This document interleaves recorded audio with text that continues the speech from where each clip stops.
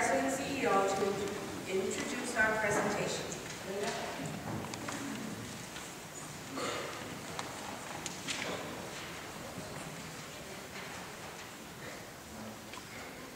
I'm here to introduce our program, Children into Letters.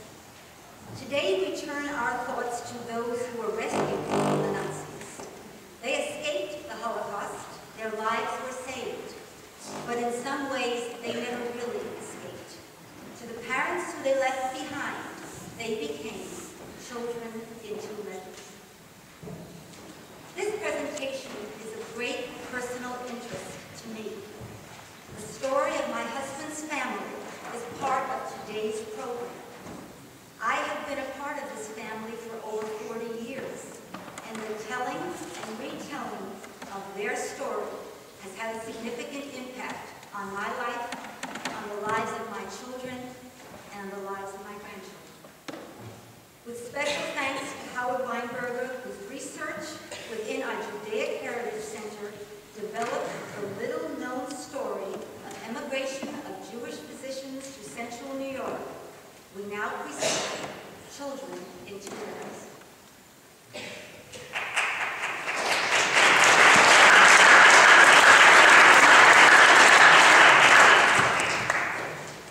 We gather once again this day to observe Yom HaShoah and to honor with deepest sadness all those who were the victims of the Holocaust and who witnessed one of human history's darkest moments. Today, we wish to share a lesser-known story of that time, a local tale of great hardship, loss, and triumph. The year was 1935 in Germany, and with the enactment of the Nuremberg laws, the government restrictions and harassment of Jews steadily increased. Eventually, the licenses of all Jewish physicians were revoked, even those who for generations had been integrated into German society and had graduated from the most prestigious medical institutions. All were systematically robbed of their profession, their dignity, and their livelihoods. For many of these doctors, especially the young, there was little choice but to flee. America was the place many chose, but visas were scarce, and in many cases it meant leaving their parents and their extended families behind with only a dream of reconciliation and reunion in their hearts. Between 1938 and 1940, some of the Jewish physicians who had arrived in America settled in Syracuse and in the smaller towns in upstate New York. They came with nothing, faced official barriers to practice, as well as prejudice and suspicion. Despite all this, they gave selflessly to their adopted communities and their new country.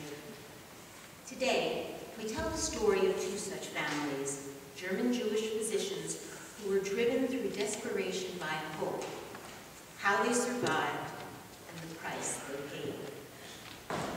Let me introduce you to the first family, Dr. and Mrs. Muller.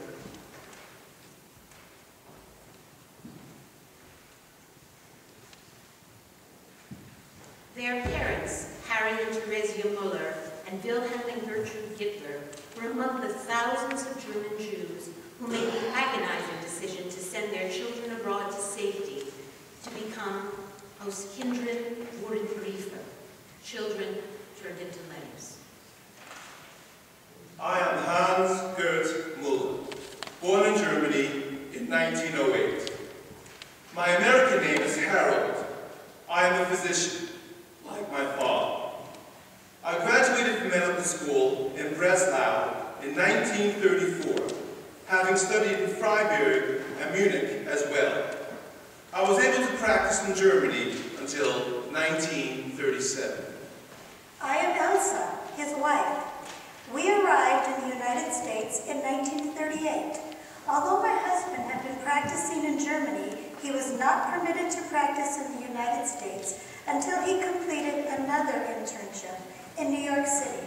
Our three children, Stephen, Nancy, and Teresa, they were born here.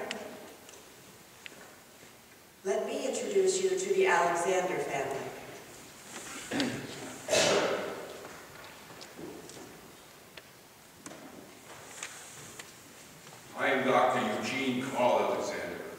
fifth-generation German Jew, born in 1900 to Emil and Anna Alexander. I opened a general medical practice on Alexanderplatz in Berlin in 1933. I am his wife, Chloe. We arrived in the United States in 1939. When I first began my practice, things initially went well, until Hitler's Nuremberg laws were put into effect. Dismissed from the German Medical Association, I lost my hospital privileges and was allowed to only take care of Jewish patients who were themselves becoming impoverished. I was hardly able to support my family. I didn't think things could get worse.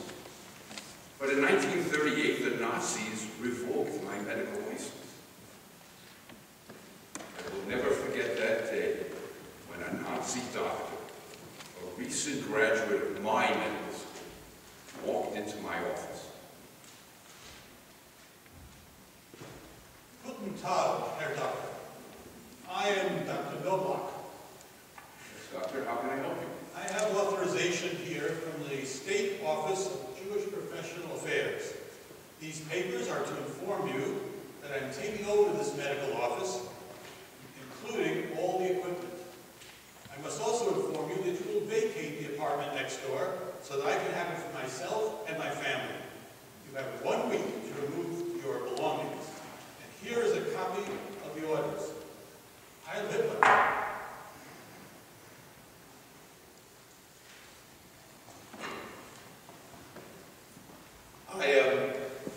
I don't know what I would have done if that had happened to me. Things were going poorly for us too. My practice was closed, and we struggled with the choice to leave. But how could we tear ourselves away from our loving parents? What assurance would we have that they would be all right?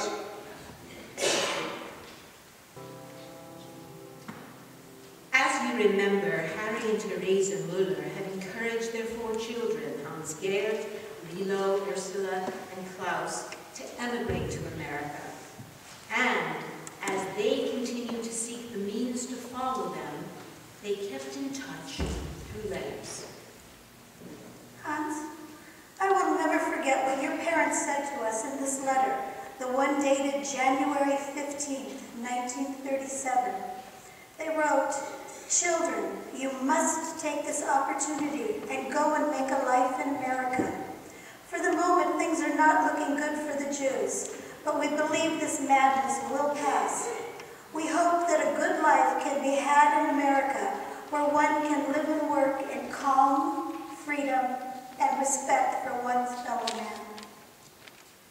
We were able to obtain the needed affidavits and exit visas. I came to the United States in October 1937 to locate sponsors and to make the necessary arrangements. Then, I had to return to Germany to await our turn. Finally, in May 1938, we were permitted to leave Germany for the United States. But I could not get visas for our parents. We boarded a ship in Hamburg for America. With us were my sister and her husband, Dr. Gerhard Steinitz, leaving our parents behind. When Kristallnacht took place on November 9, 1938, this monstrous event convinced the Alexanders that they must leave. Distant cousins in America provided the precious affidavits, and after much weight and obstacles, they too obtained entry visas to the United States. Unfortunately, we could not get visas for our parents, just for us and our son Stefan. We had to leave our parents behind, and we constantly worried about their fate. Look at this passport that we were granted. I can hardly look at it or touch it. Look at the Nazi eagle and the swastika on it. And inside, the names of my parents. Eugene, Israel, and Loni, Sarah. Did you know that the Nazis insisted that every Jew on their documents have those middle names to identify them. And here, red J for you.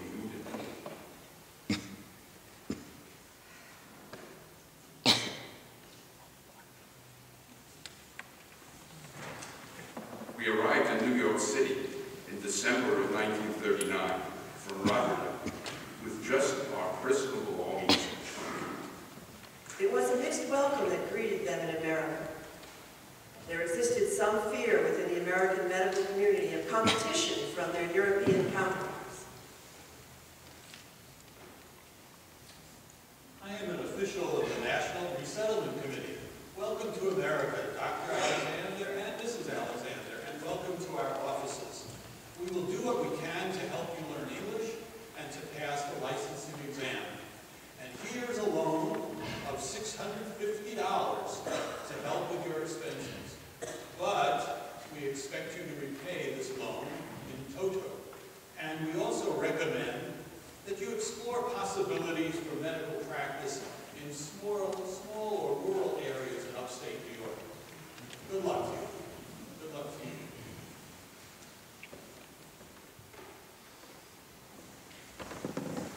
I had a classmate in Berlin, a Dr. Henry Heinz Townsend, who was living in Syracuse.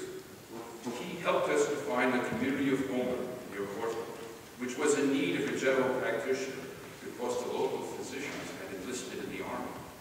Life was good in that pretty little town, and my husband's practice grew slowly. Although some patients were initially uncomfortable with my German accent, they respected what I did for them, and my English rapidly improved. But my medical colleagues in the area were not as welcome. For 2 years, I was denied hospital privileges at the nearby Portland Hospital, ostensibly because I was classified as an enemy alien. We also were helped by the Resettlement Committee, and I passed my New York State medical licensing exam and received my license. We were encouraged to go upstate, and we found an opportunity, first in Lysander, and after 2 years, I moved my practice to Cato.